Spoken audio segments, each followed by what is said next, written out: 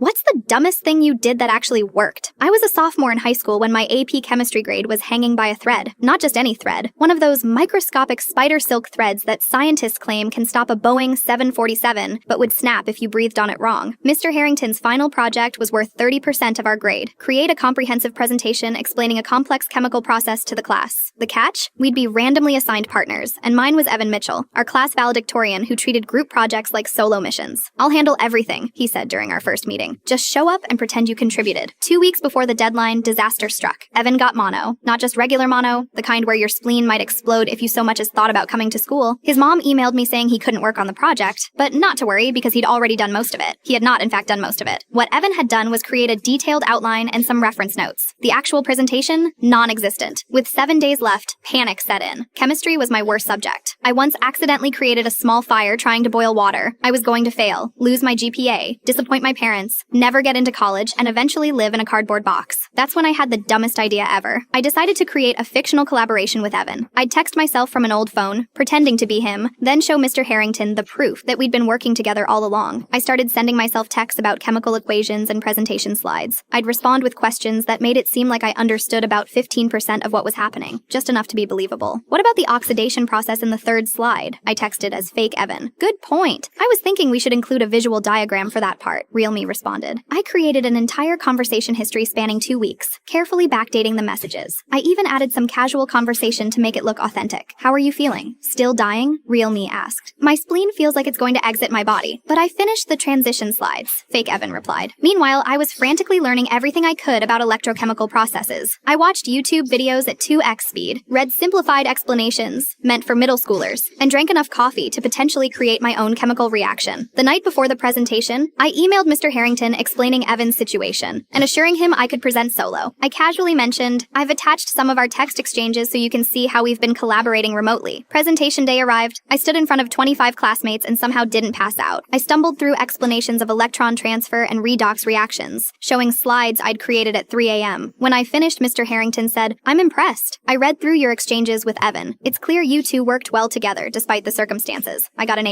Evan got an A-.